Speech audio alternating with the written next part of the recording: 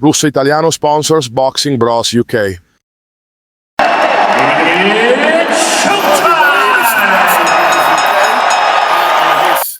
The boss, Chris. This is my co-host, Andrew. Co-host Andrew, the Boxing Brain. Bosh.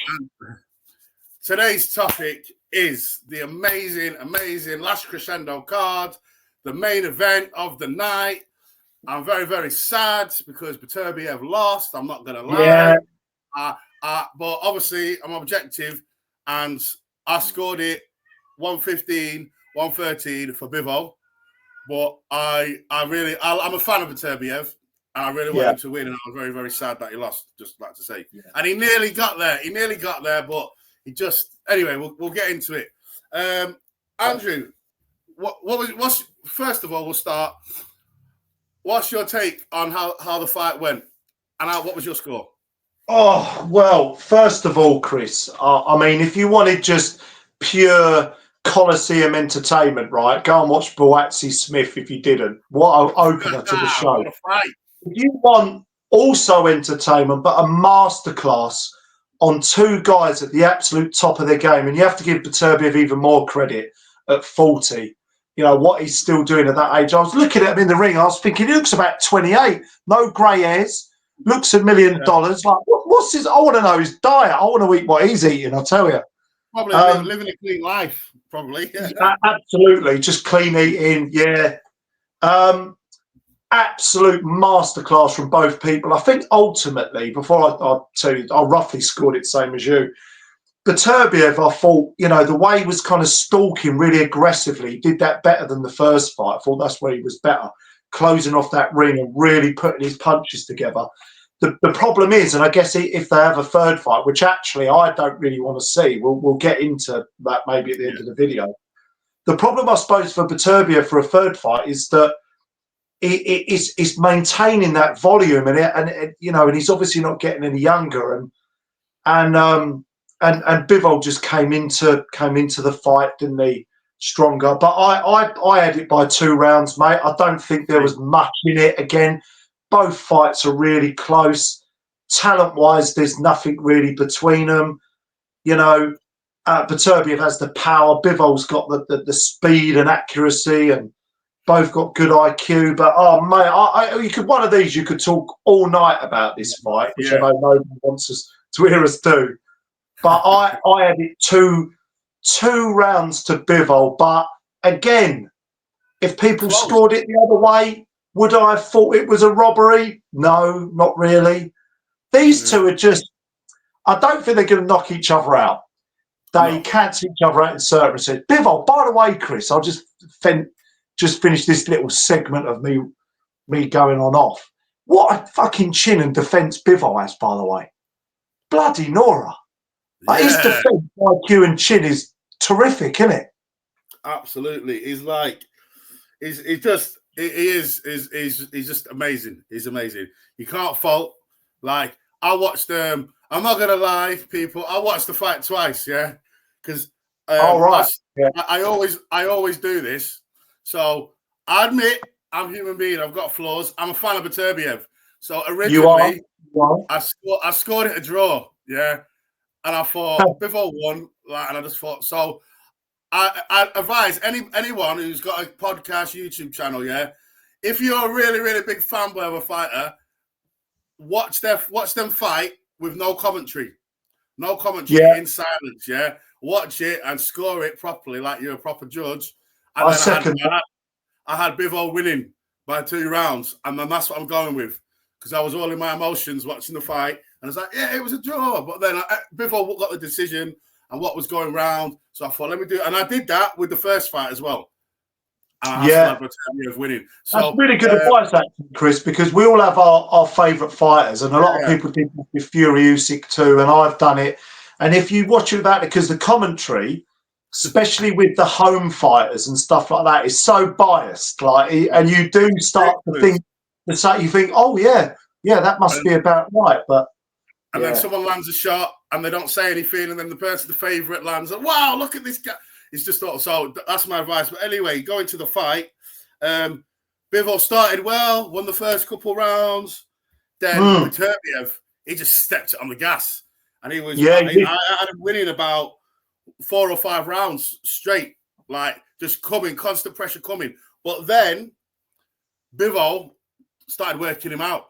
Started figuring out his rhythm. Started timing him right. Yeah. He's coming up in this way. He started stepping off to the left, stepping off to the right, confusing, ducking under, and his counter punching. Oh my God! Every time Beterbiev missed, overhand, stiff jab. Yeah. It was so loose and fluid, and like he did exactly what we said he needed to do to win. He did everything he did last time, but better. Like I didn't think he could do it. That Chris. I said in the preview that that's what he's got to do, but I didn't think he could do it. And I was shocked in those in the later rounds. Sorry to cut in. I was shocked. I couldn't believe what I was seeing. Yeah, I think what the trick was for him is when Beterbiev had that spell, he was, he was downloading the matrix. Yeah. So he was being elusive, trying to get out of the way, countering, and then he was figuring out what he was doing. So then he was punching with him, going and then stepping off. When he was going, he wasn't being too greedy. When he was landing his flurries, he'd step off to the right, step off to the left, or take a backward step or whatever. And then he was going again. And then he weren't getting too greedy. My God. Going again. Like he kept going, landing, coming back, going, landing, getting him out of the way. It was amazing. He was going phase 1, phase 2, phase 3. Instead of just doing one and then waiting for an opening, he was doing one and he was coming back at him straight away. But obviously, he's good at Chris. He's really good at, like, he takes a little half step back. And then he springs back and he'll hit him with, right hook, straights. And I saw him do that a few times, even more than the first fight. And I thought, fucking hell, like, I mean, both elite fighters, but he's quickly becoming, Bivol, one of my all-time favourite fighters. He's just so slick. He's slicker than an oil slick, isn't he? Like, he's like, it was really good to watch. Good boxing, and I just thought the thing that impressed me was his counter punching. Every time Beterbiev was throwing, even in the rounds that he was losing, Bivol, he was landing them sweet counters every time. Yeah. So I'm like, obviously, and on Beterbiev's part, I just think with his age and everything, he can't. He has to take rounds off. He can't. Yeah. That pressure, he was doing well, but credit to Bivol. Bivol figured him out, but he couldn't make an adjustment. So he kind of like took a round off, and then he couldn't get back in his rhythm, and Bivol cleaned up the latter part of the fight, and then that's just how it was. What's next? Yeah, do you know? Yeah, good little breakdown that was, Chris, actually, and I'm just thinking if there's any. Yeah, I think just before I go into what's next, I think what was just really, really impressive is Bivol knew exactly what he had to do after the first fight. It clearly really hurt him losing that, and I'm sure there was a little bit of aftermath, wasn't there? Beterbiev coming in, giving him a bit of pointing, giving it a bit of that. Yeah. And Bivol knew, his team knew exactly what they had to do, but to execute it, to have the gas tank to be able to do it, his level of fitness and conditioning, and the bravery against one of the all-time greatest punchers, Chris. Let's not forget this. The guts. Sure. It's all very well me saying, you're my fighter or whatever, or vice versa, saying, right, Chris, this is what I need you to do for the whole fight. It's all very well saying that, but executing that against someone like Imad Artur Beterbiev is a whole different proposition. So they both have, but Bivol's got massive fucking bollocks as well. That's what I will say. Like, fucking hell. He's willing to get in there, trade when he needed to, because there was you said about those middle rounds when Beterbiev came on. I was sat there watching it at the party I was at, and I was thinking, oh, he's going to knock him out. He's going to get to him. That's what I was thinking as well. I was thinking, oh, no, this is he was putting his punches together, the combinations. And I thought, and then Bivol weathered the storm. And in round 9, right? Round 9 is, I think, one of the best rounds of boxing I think I've ever seen from a fighter from Bivol. Like, I think Beterbiev was almost just like, what am I in here against here? Like, what is this? It's like an Energizer Bunny. It's like it's the movement, mate. It's the movement. Footwork. Yeah, footwork. It was the footwork, and it was the lateral movement as well, not just head movement. Like doing feints, coming in, like it was really, really good, really, really good. Yeah. So what's next? We could talk about that all day, I'm sure. But I did hear. Go on. Yeah. I was going to say, what's next? What's next for Bivol for you? I've got 3 options down here. But what did you hear first? I don't know whether you heard this. He hinted at potentially moving up to cruiser.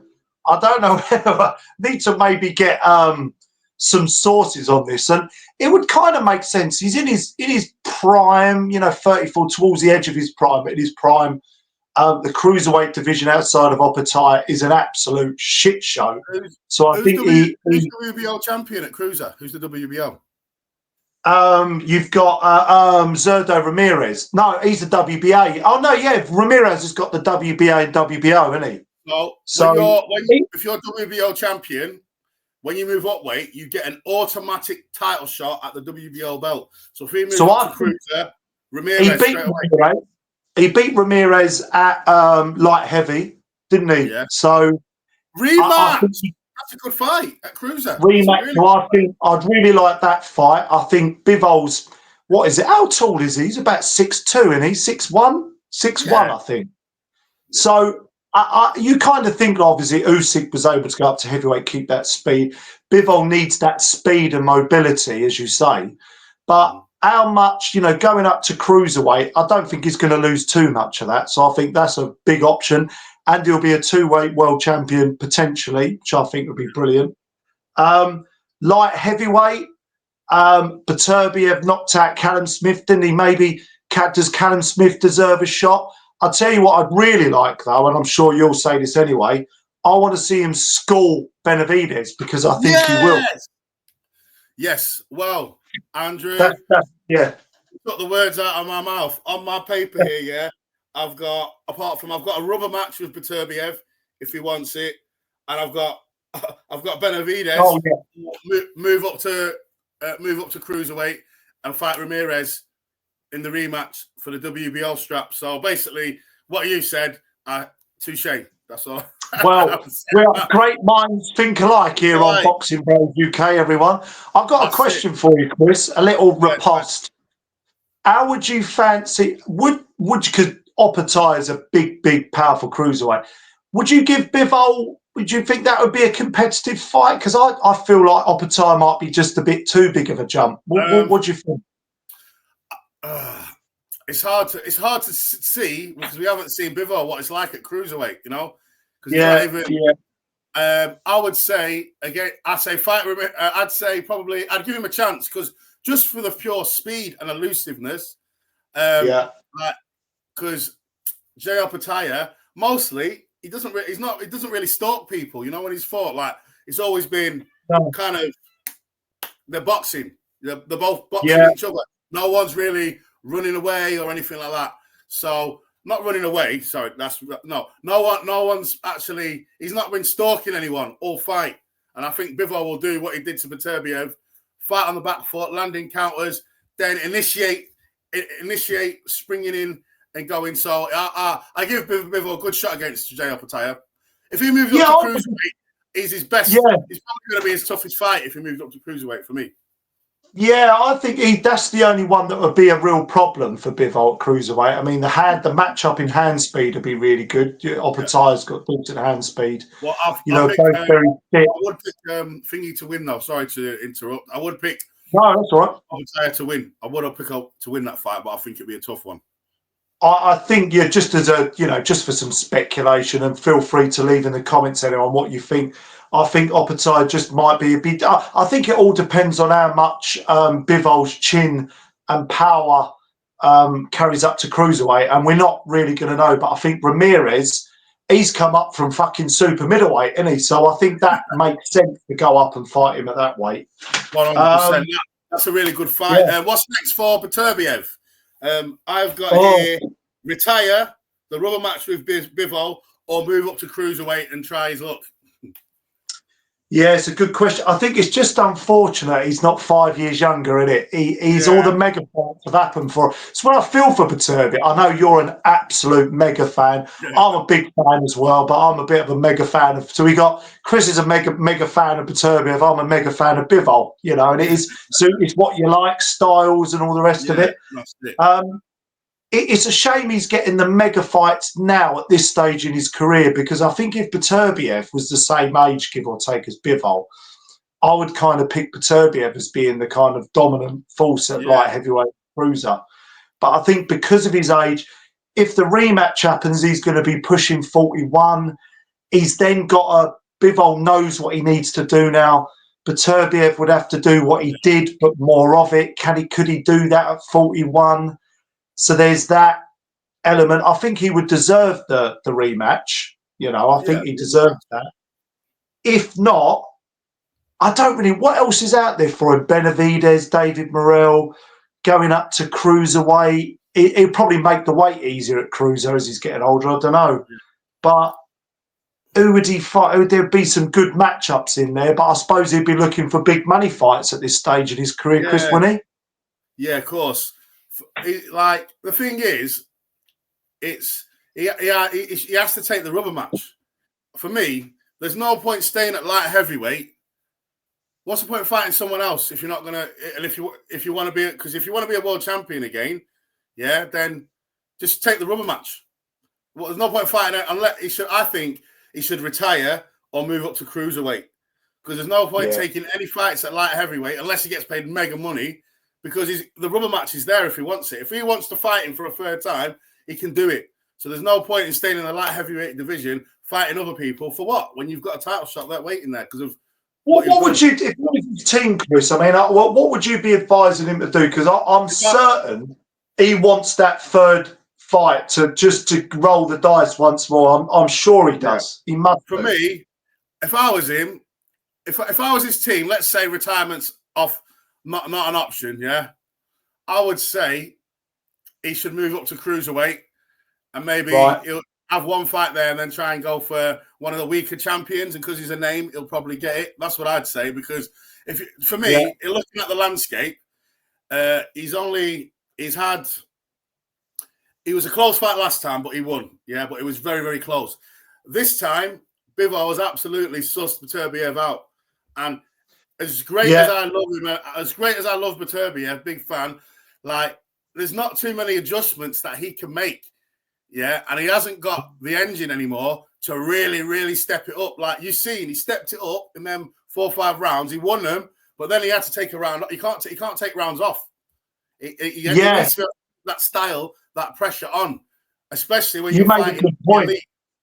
You made a good point. I was listening to our good mate Dave Colwell. Chris was getting on really well with Dave Colwell at the really good. If you check out the interview with him, nice, good guy, very knowledgeable. He said something interesting in the post-fight analysis, and he said, "Look, Beterbiev isn't going to be able to make too many adjustments. His style is his style. He's just a bit like what Bivol had to do. He'd have to do what he did in those mid rounds and do it for as many of those rounds as possible." And Bivol now knows what he needs to do. Keep that punch output high, all that lateral movement, as we were saying, stepping in and out of range, just put his hands together more. And I think the third fight would probably pretty much go the same way, I think. Same. That's why I say retire. If I was his team, I'd say move up to cruiser, try your luck there, have about 2 or 3 fights. Always got to retire. I would never advise him to take the rubber match because I think he'll lose again. Yeah, and there ain't much in that cruiserweight division, Chris. It's a pretty poor division, so they're not fighting each other either. Yeah, I mean, we shall see. But I tell you what, they deserve probably to have, outside of Crawford, Canelo. For me, they're the top 2 fighters in the world. Those 4 I've mentioned are the top 4 fighters in the world. Perhaps Usyk as well. Sorry, they are. Beterbiev and Bivol cemented themselves as easily in the top 5. All this pound for pound, I'm not just on talent. they're in the top 5 in the modern era for me. Like they are 100%. absolutely terrific. But I do have to pull you on one thing. Yeah, Canelo's not in there at the moment for me because we don't know how good he is because he hasn't fought anyone good to prove it. Like recently. I'm not saying like product achievements, but I'm saying if we were to do it off your last 2 performances, yeah, them two have been fighting each other, elite, yeah. Canelo's been knocking out bloody light middleweights and light middleweights and middleweights and like inexperienced kids. He's not his done last anything. big fight was Bivol, wasn't it? At the moment, his last big fight was Bivol when he lost. So yeah, exactly. So I don't agree with pound for pound list, but Canelo's not in it anymore because he's not done anything recently this year or last year to prove that he's still the man because he hasn't beat anyone else of any serious note. Yeah. I think legacy-wise, maybe, but I think that Crawford fight will tell us more. But no, fair comment, Chris. But I think for these two, Beterbiev and Bivol, they deserve now to do whatever they want, and good luck to them. Whatever they want, good luck to them. That's it. Boxing Bros UK, peace. It's all love, baby, all love. Super. All right.